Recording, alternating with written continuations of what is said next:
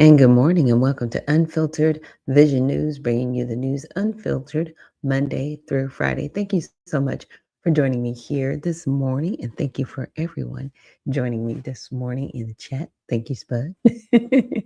Thank you so much for joining me. And with that, let's get into honoring God with our body. God, please guard our mind and our thoughts. God, help me to fix my thoughts on what is true and honorable and right and pure and lovely and admirable. So I will think about things that are excellent and worthy of praise. God, please protect our ears and help us listen to your voice. God, help me to be quick to listen, slow to speak, and slow to become angry. God, please protect our eyes from sin's damage. God, I make a covenant with my eyes not to look lustfully. God, please speak life over our mouths. God, set a guard over our mouth. Lord, keep watch over the doors of our lips. God, please help our hands to serve generously. God, help me to give to everyone and especially to those who belong to our family in the faith. God, please protect my reproductive organs and help us to honor you, God, with purity. God, help me to honor you with my body. And God, please protect our feet as we walk along your path. God, let your word be a lamp for my feet and a light on my path. And if this is the first time you are joining us here on Unfiltered Vision News, this is something that we definitely try to say daily as we get our day started. So again, thank you for joining us. We're going to get into our topics on X. This one I came across as very interesting. And, I know a lot of times in politics, people are like, oh, they're just being hyperbolic and they're just being over the top. I don't think this is being over the top or hyperbolic. I think this is definitely a warning, and we need to pay attention to it. So let's check it out.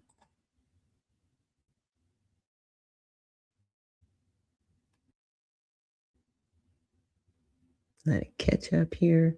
All right. And this is House Speaker Mike Johnson. Thank you, Mr. Leader. Thank you, Carlos Jimenez, for sharing your incredible life story. Thank you to Chairwoman McClain. We're a little more animated these days than normal. I brought a little fire to our House Republican Conference meeting this morning because I feel like Carlos does. I believe everything is at stake right now. This isn't campaign rhetoric. It's not hyperbole. You see what's happening around America. I am often reminded these days of the writings of the founders, the warnings of the people who put together the principles that made us the greatest nation in the history of the world. They warned us against times like this. In more recent times when we were kids, in the 80s, Ronald Reagan used to remind us all the time. You hear me repeat it. You have to understand freedom is never more than one generation away from extinction. It is not passed along in the bloodstream. Reagan said it must be fought for, must be protected, it must be taught, passed along to the next generation so that they too will understand these principles that hold us together. I'm somewhat of a historian. I'm a constitutional law attorney. I know many of you we're all amateur historians here. You must be if you work on Capitol Hill. You watch and follow these developments. There's a small number of times in the history of America where the actual experiment in self-governance was on the ballot. The idea that we would preserve a constitutional republic, a one nation under God, a government of, by, and for the people, all that is in question right now. For the first time, really, in my lifetime, this is a real question the American people have to decide in November, in a midterm election for Congress and Senate. It's not something that we would have projected. I hoped and prayed it would never come to this, but here we are. The barbarians are in the game.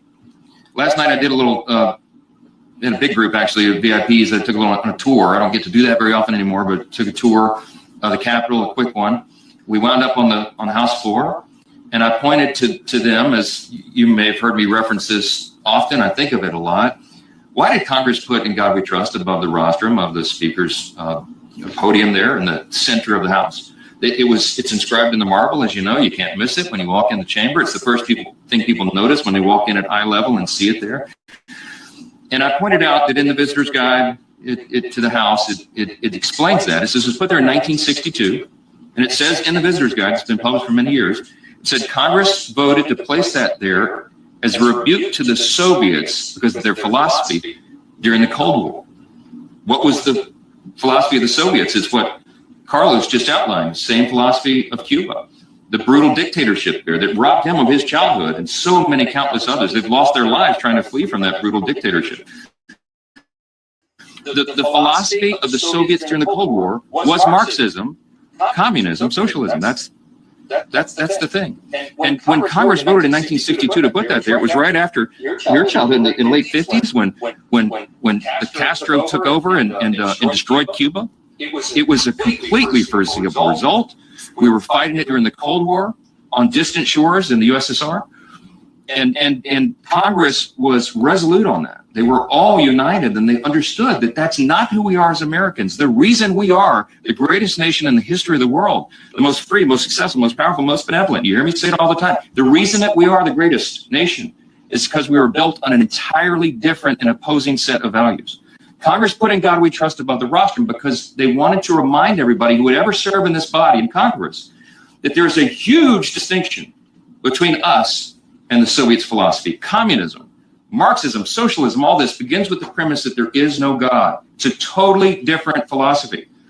In our declaration that we just celebrated 250 years on July 4th, the nation's creed, as you hear me talk about all the time, the second paragraph, we hold these truths to be self-evident and all men are created equal.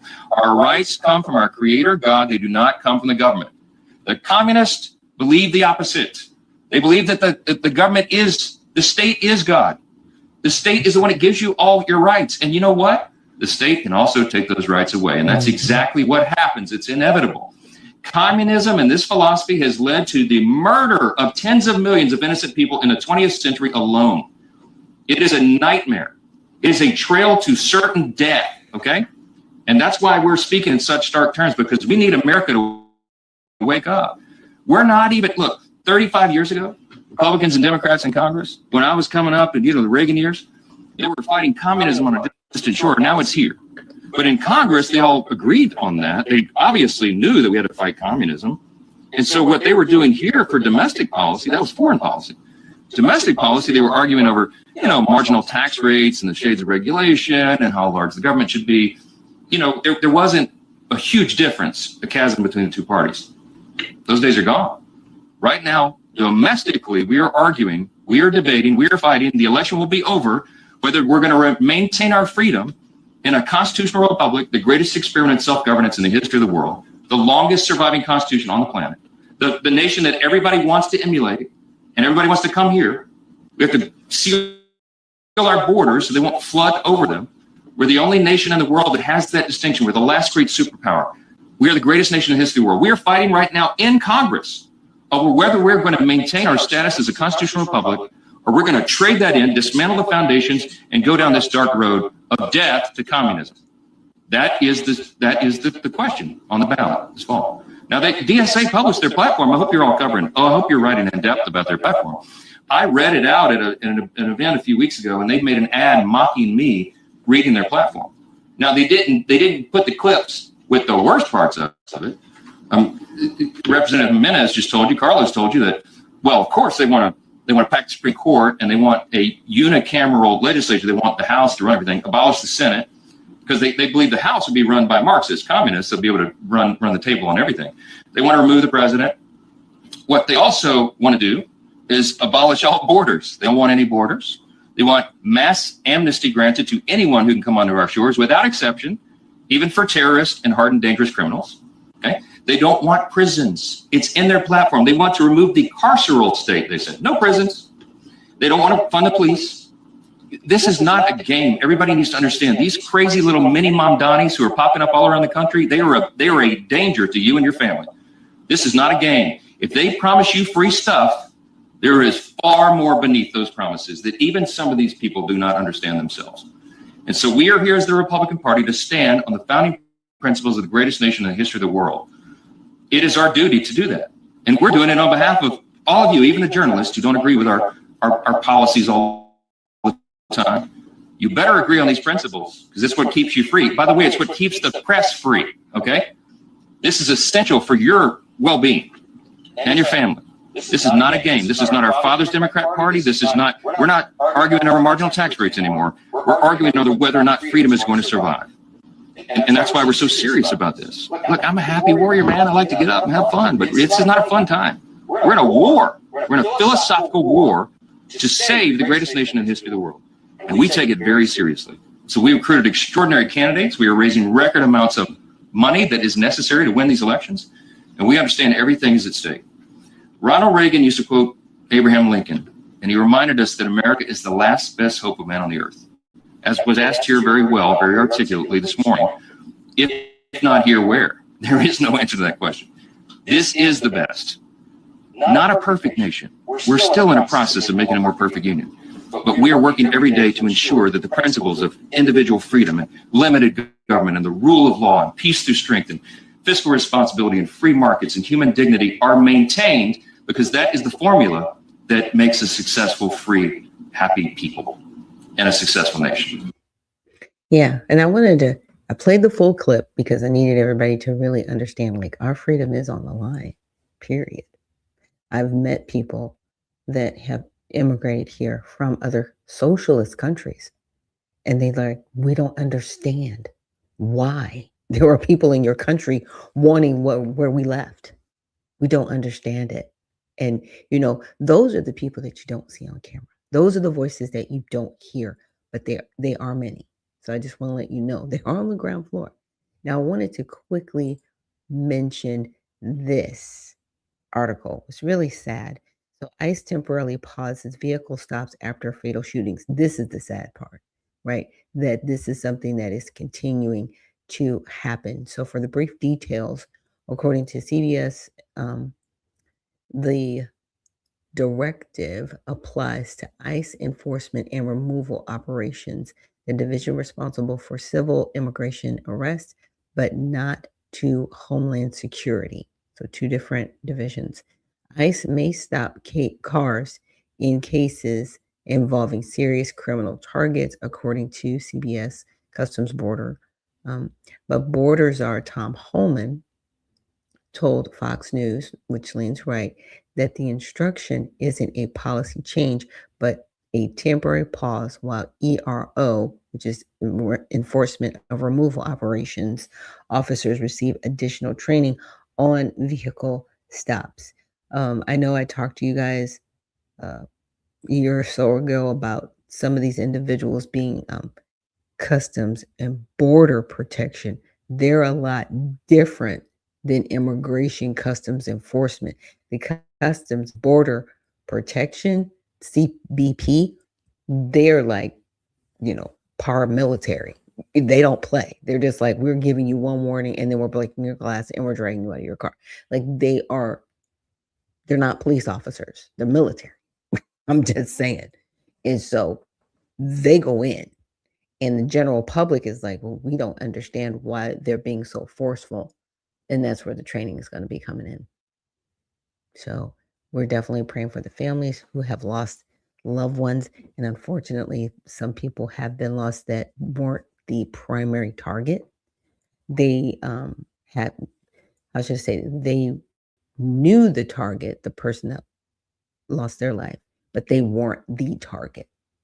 So again, we're praying for those families and definitely just praying for our country that we just get some realignment. I mean, we're celebrating 250 years, but most countries, unfortunately, they dismantle in 200 years.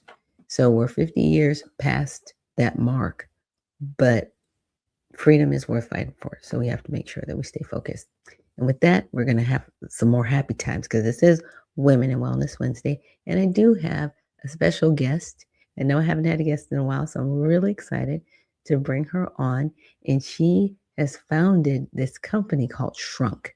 So I'm going to let her introduce herself and we're going to get into some topics. But I'm really excited to have her on. Let me bring her on to the stage. Good morning. Can you hear me okay? Your mic, yeah, there you go. Can you hear me okay? Can you hear me? I Yes. can't hear you. Okay, I can hear you. I can't You hear can't you. hear me? Mm-mm. Oh no. Okay, let's see. How should we I do could this? before you put the article away. Oh.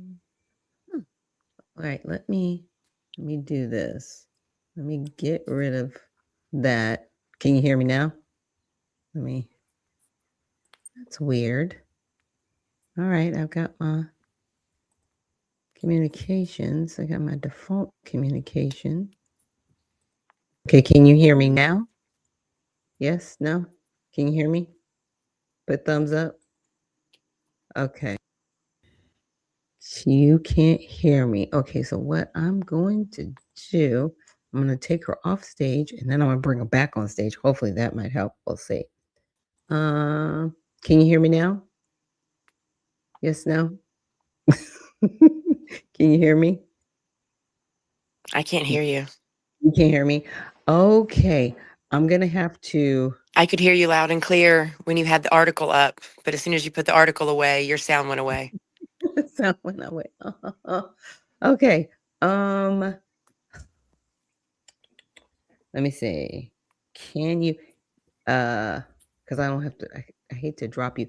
Can you I'm gonna drop you. Can you reconnect? So I know we're trying to do this. So I'm going to remove her again and see. Add to the stage. Let me add myself back to the stage. Can you hear me now? Now I can hear you. Okay.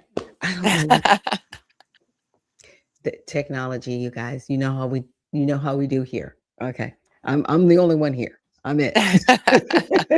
So when you're And talking it to is me, you're talking to the 7:30 in the whole morning. right. You're talking to the whole production team. That's me. Well, good morning. Good morning. Good So morning. thank you for waking up so early to join us this morning for Women and Wellness Wednesday. Could you please just introduce yourself and tell us a little bit about you?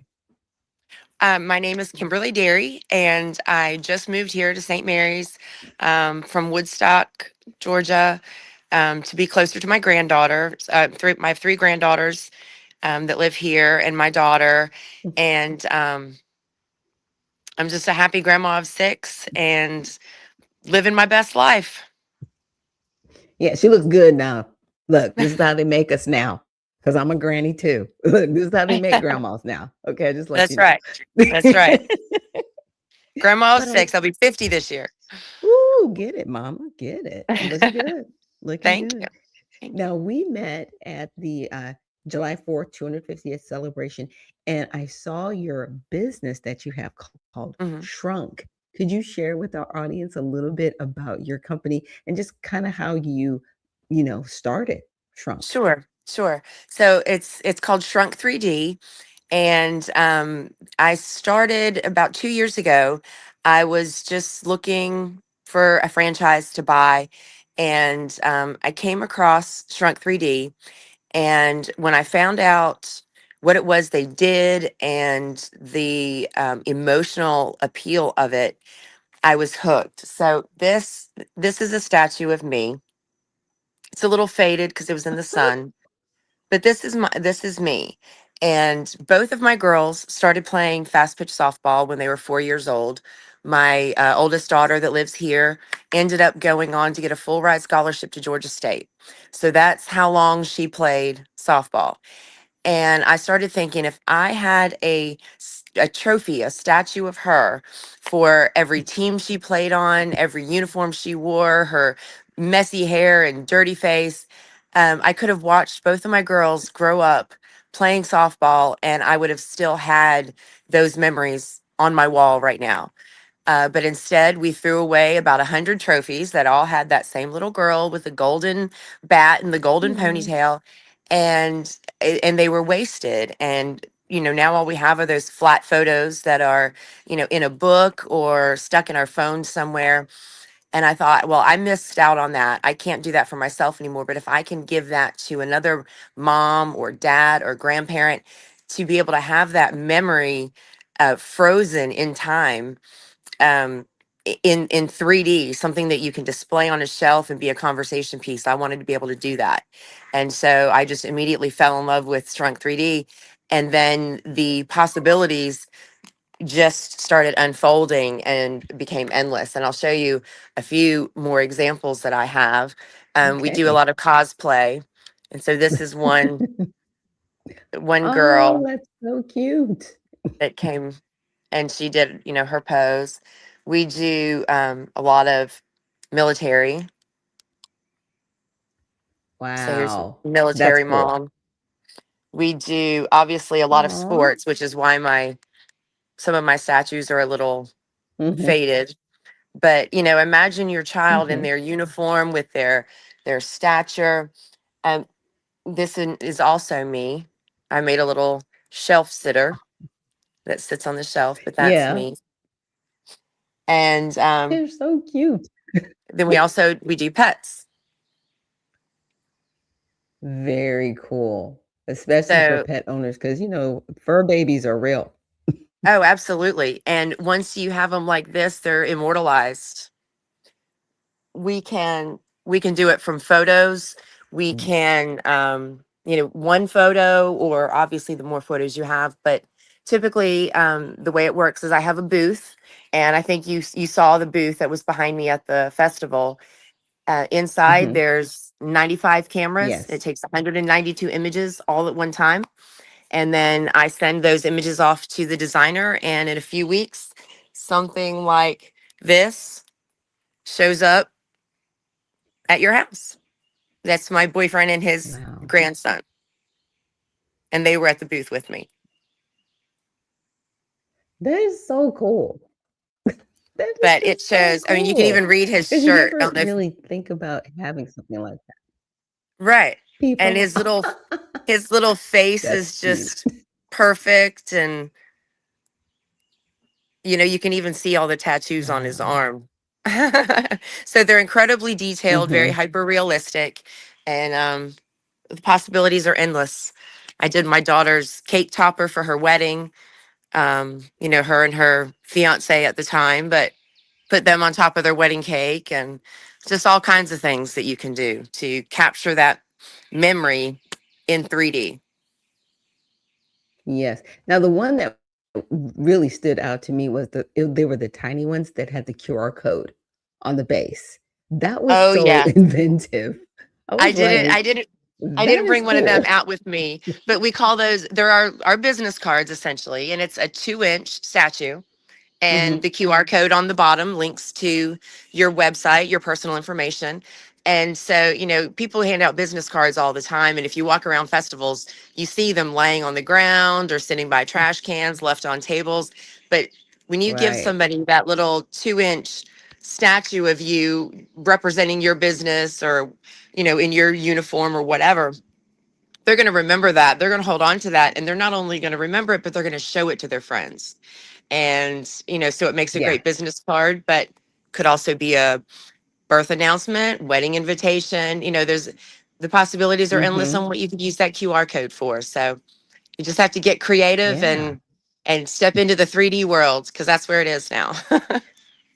Right, and thank you. I mean, I'm just like I said, I was so impressed. I was like, "Oh, I gotta have you on the show to talk about this, to Well, tell other thank you. people because I had never really heard about it until I saw your booth, and I was like, Mhm. "This is amazing." Because to your point, it's different and it's immortalized, and people get, like, things like tchotchkes and different memory, you know, Mhm. displays to have in their home, but to have something like this is so unique and personal. Which is And wonderful. There was one that you showed me that was, from a picture of somebody who yes. had passed away, and they didn't Mhm. have the back to it. Could you explain a little bit about that one? Right. So that we call that 2D to 3D, where you can upload a photo, and our designers will take, one photo or however many you can send in, and they will recreate any of those parts of that person that are missing. So that one statue that you're talking about, we only had a front facing Mhm. photo. So our designers had to recreate the entire backside of him, recreate his, clothing, and what they can Right. imagine that that person would have looked like. So obviously the more photos you can send in of that person, the closer those characteristics can be. But when you held that statue next to one of the other ones, you really could not tell a difference, Mm-mm. that it had only been from No. one photo. Right. Absolutely. Absolutely. So today I wanted to really just talk about family wellness because as you said, you moved from Woodstock, Georgia to St. Mary's. If anybody knows Georgia, Woodstock is not close to St. Mary's at all. It's a few hours away. It's actually further than from where I moved from. I moved from McDonough. So I was 4 hours. Okay, yeah. you Yeah, were so you were yeah, closer to 5.5. 6 or 7. Yeah, almost Okay. 6. So yeah, but let's just talk about family wellness and just where you see it's kind of a new day, grandmas, we look good today. But our children, sometimes they just need us around, and that kind of wellness is important. So I just wanted to let you share about that. Well, family is the most important thing. I mean, we don't get to pick our family. I guess in a way we do, um, but we pick our friends. But our family is there's just a bond between family. And I lost my mother when I was 24 years old, so almost Mm. 26 years ago. I lost my mother, and my children were 2 and 4, and they didn't really have much of a grandparent influence growing up. And it was very important to me because I know what kind of a grandmother my mother was, but my girls, they Mhm. don't remember that. Right. And I want them to know what a grandparent is supposed to be like, what that grandparent bond should be, so that when they become grandparents, they can continue that Hmm. on with their children. And I've watched so many members of my own family that have drifted away. I myself have drifted from certain family members, and it's hard and it's painful. And, Mm. to have your children and your grandchildren close, um, it's just a feeling that like no other. And I have another daughter and two grandsons with a third on the way, granddaughter on the way, that live in New Mexico. And it's very Mm. hard to watch them grow up on technology. But, Hmm. I had this opportunity arise to be able to come be a grandma. And I had to, I had just bought a house 6 months ago, just getting settled and uprooted again, left everything and came to St. Mary's because family is what's important. I know, because it wasn't funny, but I was like, "So, how long you been here?" Like 4 days. I was like, "What?" Yeah. I'm still sleeping on an air mattress. I just closed on my house on Monday. Oh, So congratulations for thank closing, because you. at that time we had spoken, you hadn't even closed on your house yet, but you were just like, Close. "You know what? We're doing this." We're And doing that's it. that's the passion.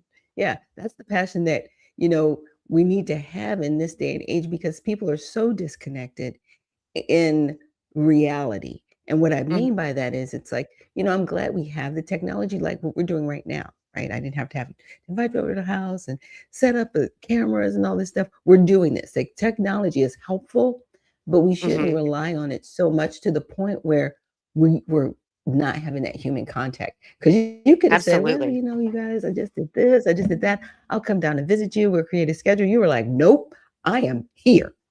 Okay. Absolutely. I've We are I've doing missed this. out on so much already. And remember when we were growing up, we were outside playing all the Oh my time till gosh. this, Oh till my the street gosh. lights came on, riding bikes and building Yes. forts. And you ask kids today, Mhm. they're what is a fort? They don't even know what building a fort in the woods is. And those are some of the Yeah. best memories, drinking from the garden hose. And I want my grandbabies Okay. to experience that. It's so funny. My husband and I, we were talking about that the other day. I was like, we just figured it out growing up. We didn't Yeah, really ask questions. We just, we got home before our parents got home, because I was a latchkey kid. And we didn't have keys. We just figured it out. Yeah, that's the right. water might We have didn't been have warm Chat from the water GPT. hose. Right. We just figured it out. And, there were some stay-at-home moms, and, God just blessed me to be in a wonderful community where the moms that stayed home, they just invited us in, or they brought stuff out to us, because they knew, okay, we know this parent's working, we know that parent's going to be home soon, and we just want to make sure that you guys are okay. Right. Absolutely. There It was was a a time when community. community was just, yeah, we just wanted to be okay. And you Right. didn't really have to worry about people hurting one another, right? Right. The way you do now. And it's just like, living here in St. Mary's, it's just been a dream, in my opinion, because everybody's in that mindset to just Right. be community and just Right. take care of each other. And I'm so Absolutely. And grateful and for that's it. one of the things that helped draw me here as well. was to hear my daughter talk about that and the way she talked about the community. And I feel very blessed in my life. I've been through a lot of things, but have been blessed very much along the way. And if I can you know help someone else or give back in some way, I really enjoy doing that. And being in a small community, um, it can help foster that. Yeah, which is good. Well, I'll let you have last words. Well, I just wanted to say thank you for bringing me on and for talking to me at the festival. And I am so happy to be here in St. Mary's, and I hope to be shrinking St. Mary's very soon. Yes, yes. And definitely, can you give us your website? Sure, it's shrunk3d.com/East Cobb, because I came from Okay. East Cobb. So Yes, yeah, yes. The East Cobb that is now in Camden County in the wonderful city of St. St. Mary's. Mary. So thank you so That's much right. for joining us this morning, and we'll Thank you. definitely be praying for your success. Thank you so much. God bless. All right, you guys. So that is shrunk3d.com/East Cobb. And we're so grateful to have Kim on today. She's a woman owned business as well, just being a grandma and just being family. And from the video that we just saw with Speaker Mike Johnson to, where Kim is at, those are the things that we need to look at preserving because, see, communism doesn't want that. Communism does not want people to actually compete with the government. They want people to look as government as their God, as their supreme leader, as the all knowing and all being. And there are people that fled from that. And we need to truly keep that in prayer that we do not want that here in this country. And the only being that can save this country is God. That's it. It's God. That's it. We as people, right? We need to make sure that we are doing the right thing, that we are voting for people that hold a value of freedom. They may not believe in God, okay, but you do hold the value of freedom. You do understand freedom and understand that there are individuals on the ballot that say, we want to give you all this free stuff. Well, those things that are free come with control. That's not freedom. That's communism. And it leads to death and destruction. Because can somebody tell me how successful Cuba is? You can't because they aren't. Anybody buy something from Cuba? Do they make anything in Cuba? I haven't seen anything come from Cuba. Do they have a GDP? How do they exist? Yeah, it's that. It really, really is. I don't want to live in Cuba, and I don't want to become Cuba. And that's what's on the ballot for this midterm. So thank you guys so much for joining me here on Unfiltered Vision News for our Women in Wellness Wednesday. And remember, stay well, stay focused, and stay unfiltered. We'll see you in the next one.